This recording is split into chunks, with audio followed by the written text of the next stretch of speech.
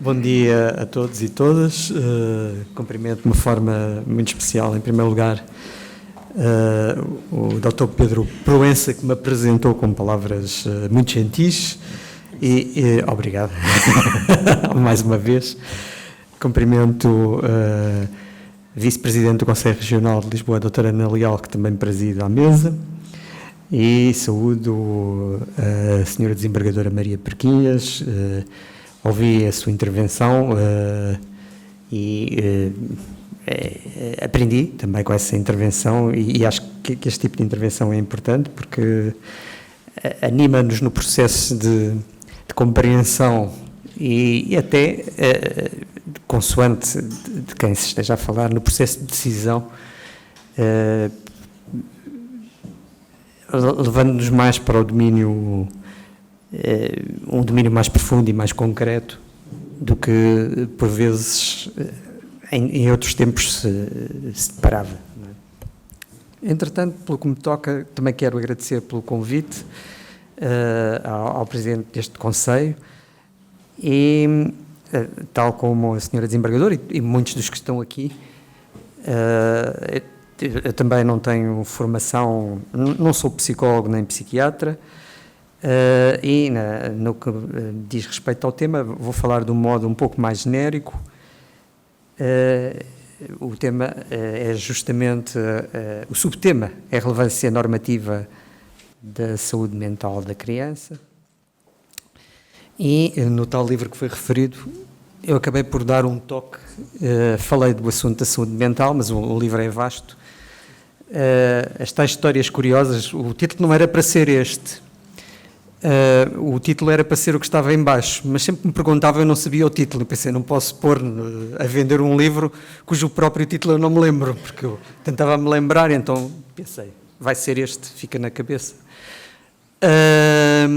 E entretanto, até se suscitou a questão de ser realmente um ramo, ou pelo menos um sub-ramo do chamado direito das crianças.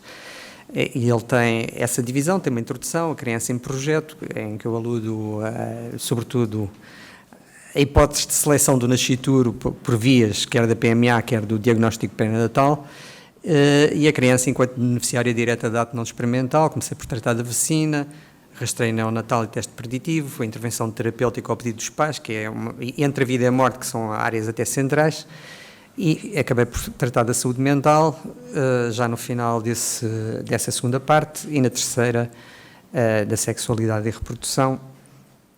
Mas o que é que eu tratei, sobretudo aqui? O que é que eu me ocupei, sobretudo, na época em que a lei era outra, a lei de saúde mental era outra, era a lei de 98.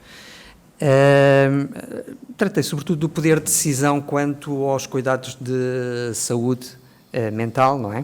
E do acesso das crianças a esses cuidados.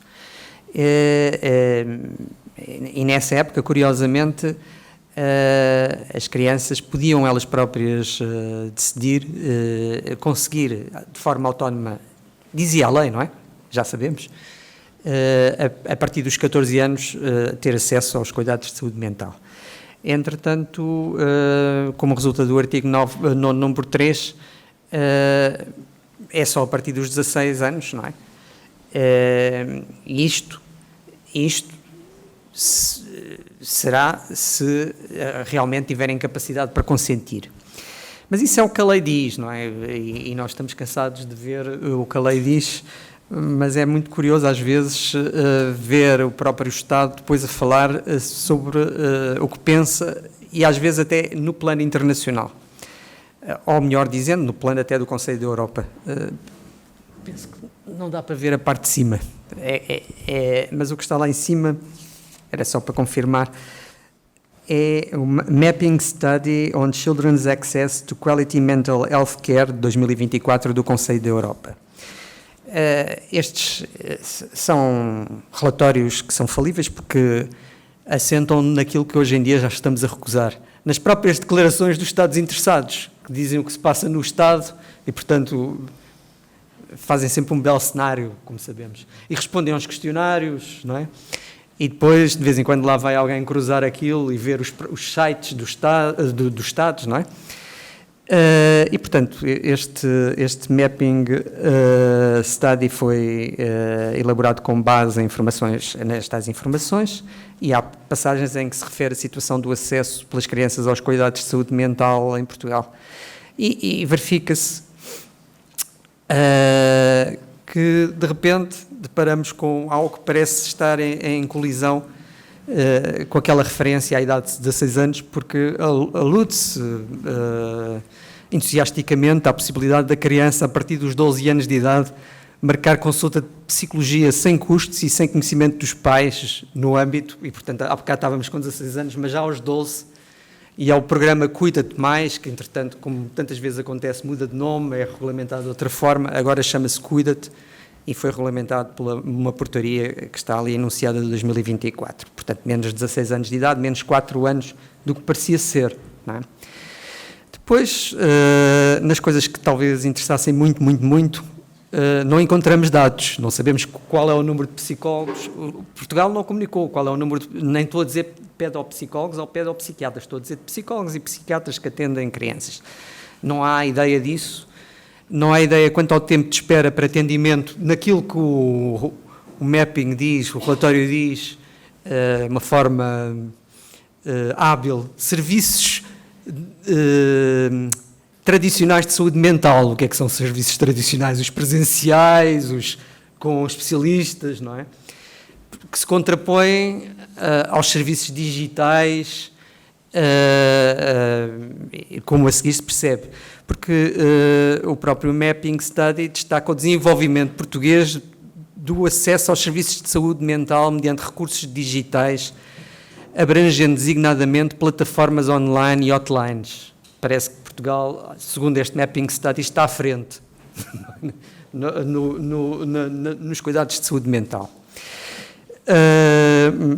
Não deixa de ser paradoxal, mas compreensível que o mundo digital, que hoje em dia é apontado como uma ameaça à saúde mental das crianças, surge aqui como uma arma em benefício da saúde mental, e tem a ver também com as dificuldades de prestação de cuidados presenciais e cuidados especializados. Mas o Mapping Study tem números interessantes. Números interessantes, não são estatísticas, segmentos interessantes em que depois temos algumas referências. Nota-se um entusiasmo grande em torno de tudo o que é digital. Passando adiante, este Mapping Study contém referências ao trabalho da ONU e adere ao seu conceito de saúde mental e aos seus dados estatísticos, e como veem ali nos dados estatísticos, estamos a falar a nível mundial, 8% das crianças entre os 5 e os 9 anos têm qualquer desordem mental ou qualquer distúrbio mental, e depois nos adolescentes 14%. Não é? Quanto à definição, eu por acaso deixei em inglês, mas se eu quiser traduzir livremente, e é para eu traduzir livremente, entende-se como saúde mental: estado de bem-estar que permita ao indivíduo exercer as suas capacidades, lidar com as dificuldades da vida cotidiana, trabalhar de modo produtivo e de forma proveitosa, contribuindo para a sua comunidade. E isto aplica-se, por exemplo, ao trabalho do advogado. Estou a brincar, aos advogados, aplica-se a todos. Porque é interessante que, de repente, can work productively and fruitfully, não é? Põe esta questão, uma pessoa só pode ter... E, portanto, há uma conexão íntima entre a saúde mental e o trabalho, de qualidade e de quantidade também.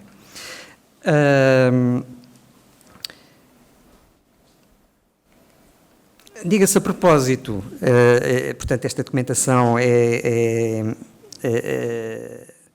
há aqui, portanto, uma remissão. Peço desculpa, agora tenho que recuar, não consigo recuar.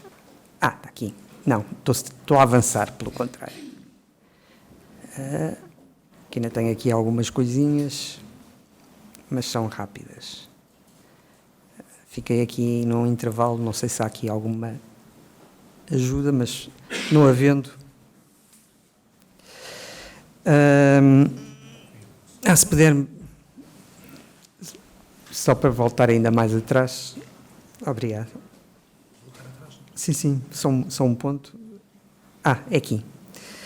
Portanto, estava eu a referir que o Mapping Study remetia para algumas noções das Nações Unidas e, como sabemos, a Convenção sobre os Direitos da Criança é um documento importante patrocinado pela Organização das Nações Unidas e logo no artigo 24, número 1, consagra um direito à saúde, mas é preciso lembrar que a Convenção impõe sobretudo obrigações aos Estados e daí a sua formulação. Os Estados-partes reconhecem à criança o direito a gozar do melhor estado de saúde possível e a seguir os Estados-partes velam pela garantia de que nenhuma criança seja privada do direito de acesso a tais serviços de saúde. Estes artigos normalmente são... o seu entendimento tende a ser depois aprofundado e desenvolvido através dos chamados comentários gerais, e há um dedicado a este artigo, que é o comentário geral número 15 do Comitê dos Direitos de Criança de 2013, que mostra muito claramente que este direito à saúde abrange a própria saúde mental, como não poderia deixar de ser, seria contraditório depois de apresentarem aquelas estatísticas que este artigo não abrangesse a própria saúde mental.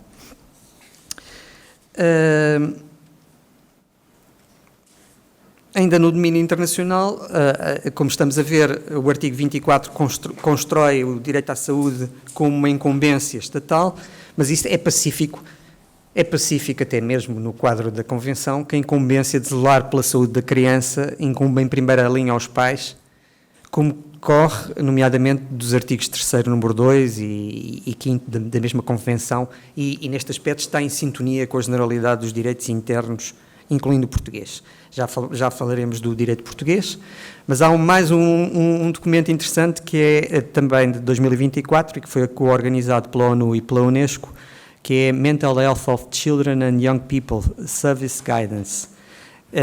Porquê? Porque tem... eu por acaso não acho que seja a página 24, mas aí pus a página 24, mas depois se verá. Na página 22 é interessante porque enuncia e explicita as principais condições que afetam a saúde mental das crianças depois de fazer este tratamento a nível mundial. Distúrbios emocionais, incluindo depressão e ansiedade, distúrbios de comportamento, incluindo a hiperatividade, distúrbios alimentares, designadamente anorexia e bulimia, psicoses, predisposição para o suicídio e automutilação, abuso de álcool e drogas, que também é classificado como uma doença mental, como uma situação que afeta a saúde mental das crianças. Na página 24, eu tenho a impressão que deve ser a 27, mas isso até posso confirmar já.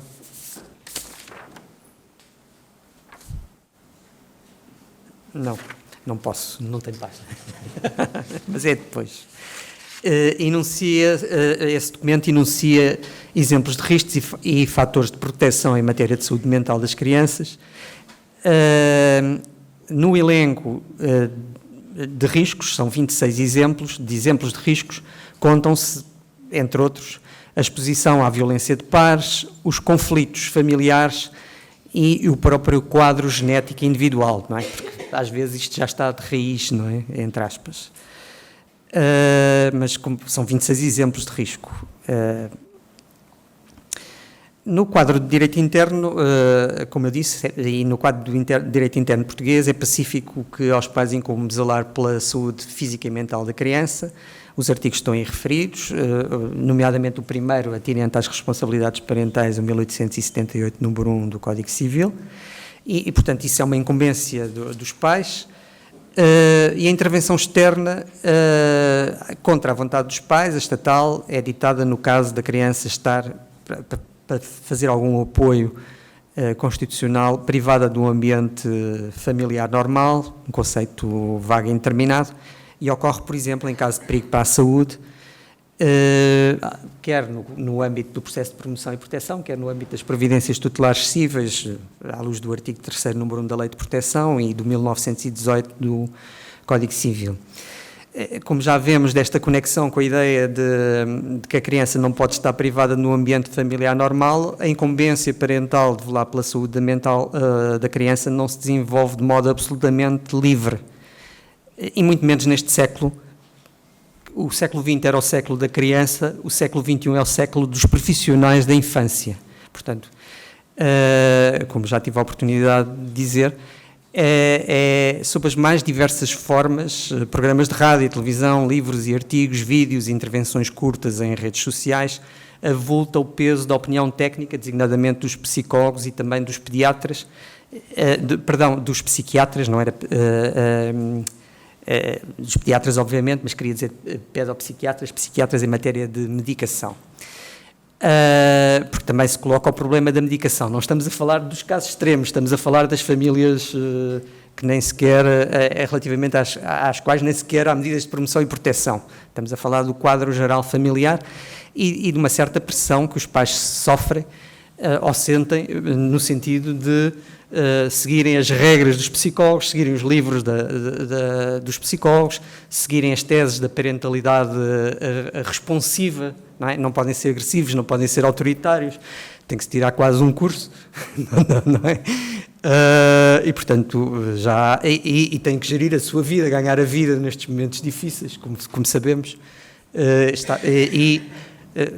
temos que supor que não estão cansados, que estão disponíveis, que é a profissão de pai que têm antes da sua própria, não é? Portanto, e há aqui, portanto, um conjunto de dados normativos e um conjunto de exigências que se fazem àqueles que, em primeiro lugar, têm de velar pela saúde das crianças. Quando há hipótese de ruptura entre progenitores, intensifica-se o peso da saúde mental da criança nas intervenções e decisões externas. Aliás, como há pouco referi, um dos exemplos de risco apontados no tal documento da ONU é o conflito familiar.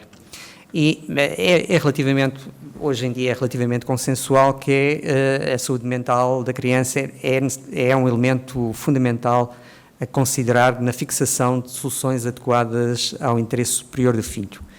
E pode ser, como sabem, elemento invocado por um progenitor para sustentar a regulação distinta da que é pretendida pelo outro, bem como para alterar a regulação, pode ser um elemento que acaba por emergir na própria audição técnica especializada se não existir acordo quanto à regulação parental, é um elemento que até suscita a junção de pareceres e audição de peritos em psicologia e lá escrevi outra vez pediatria, queria dizer psiquiatria. Esses pareceres hoje em dia na área da regulação valem mais que um parecer de um jurista, evidentemente, e são muito procurados. E é um elemento, a questão da saúde mental, prolonga também a discussão parental mesmo após estar estabilizada a regulação. Então, temos as tais discussões sobre quem é que paga as consultas, quem é que paga os medicamentos, se deve tomar os medicamentos, se deve ir a esta ou não, ou consulta ou não, se deve ser este psicólogo ou este psiquiatra ou não, portanto, tudo serve, não é? E há também exemplos de acórdãos de outra década, da anterior, que bem ou talvez mal aludem à saúde mental da criança, para não fixar residência alternada, dizendo que é perturbador para a sua saúde mental, mas de uma forma a priorística, às vezes, ou então para manter a residência habitual da criança com um progenitor que, de acordo com o próprio tribunal, é claramente responsável por alienação parental. Foram acórdãos e estavam lá estabelecidos, são esses acórdãos que estão aí mencionados. Não é algo de opinião, está lá escrito, provado, mas mesmo assim foi decidido. O domínio escolar, a criança tende a passar muito tempo na escola e o legislador tenta mostrar que a escola se irá preocupar com a saúde mental da criança. Permanece na lei de bases do sistema educativo um artigo que é o 29 e que alude a um apoio no desenvolvimento psicológico dos alunos mediante os serviços de psicologia e orientação escolar, SPO. Na aludida documentação da ONU, a violência entre pares é um dos exemplos de risco para a saúde mental da criança. O bullying escolar cabe aqui.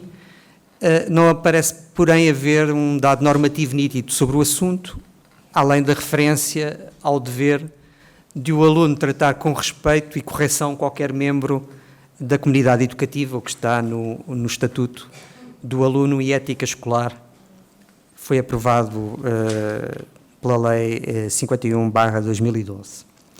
Ainda ao domínio escolar, De qualquer modo, não é preciso estar a marcar a relevância normativa da intervenção escolar em matéria de saúde mental, seja no contexto escolar e, mais importante, seja fora do contexto escolar, porque a escola, na perspectiva da lei, a escola e os seus profissionais são as tais entidades com competência em matéria de infância e juventude.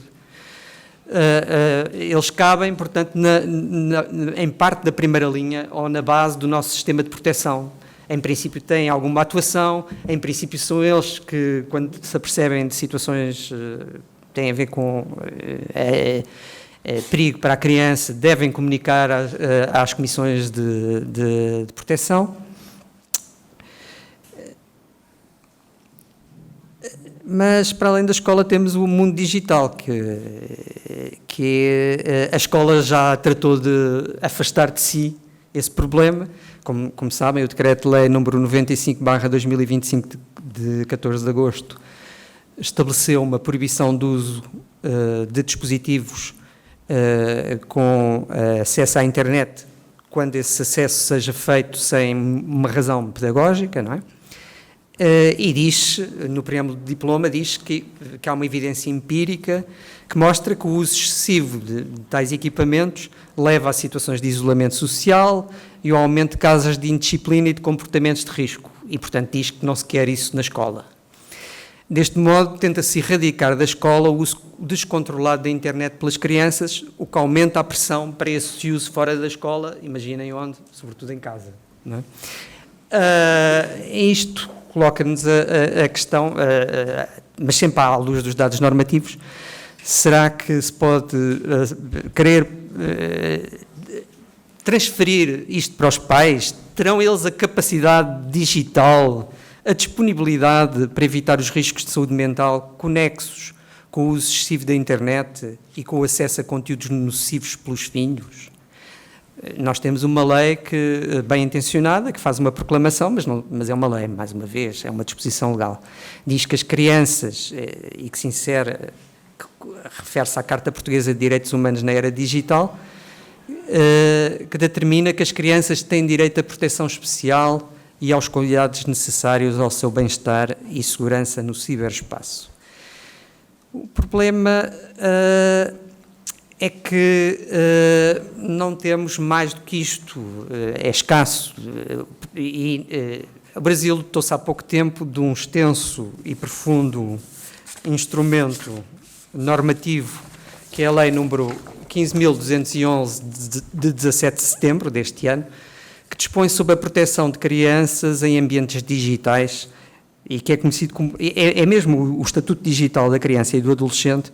A sua gênese é curiosa porque foi um influenciador conhecido como Felca que começou a denunciar casos estranhos na internet, casos que agora falamos, a expressão adultização, por exemplo, que apareceu por aqui, apareceu neste contexto e que tem sido agora uma problemática, e ele expondo situações de abusos pelos próprios pais para dar visibilidade à criança, mas de outros adultos, as próprias crianças entre si e todos os problemas de saúde mental que estavam a ser causados. E, de facto, houve uma reação intensa relativamente a isto, e há fenómenos no mundo digital, desde caixas de recompensa que suscitam adição, os próprios conteúdos subliminares que interferem entre os jogos de crianças e que são nocivos, agressivos, pornográficos, de todo o género.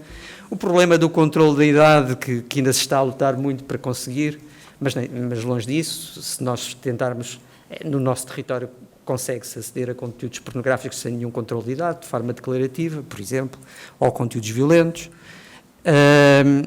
E esta lei é muito aprofundada, não sei onde é que chegará, mas é um exemplo. Em Portugal não se espera, seria absurdo que houvesse uma lei deste género, isto cabe e compete à União Europeia. Aliás, os nossos conteúdos, a maioria dos conteúdos populares entre as crianças e entre as pessoas, a generalidade das pessoas, não são os conteúdos produzidos em Portugal, também os há, mas não são. Muitos vêm, curiosamente, do Brasil inicialmente, mas depois são mais amplos, não é? E há muito tempo que se fala de um instrumento paralelo de direito da União Europeia, que deveria ser, mas já agora eu espero que seja um regulamento, não seja uma diretiva, porque uma diretiva que nós tivemos sobre a proteção de dados pessoais e designadamente no que toca ao acesso das crianças à internet, a diretiva deu uma margem de liberdade aos Estados entre os 13 e 16 anos, e o que é que Portugal foi fazer? Fixou pela idade mínima, não é? Fixou os 13 anos e, portanto, isto é um mero percurso pelo Estado, por alguns tópicos relacionados com a saúde mental, e assim termino e agradeço-vos a atenção. Obrigado.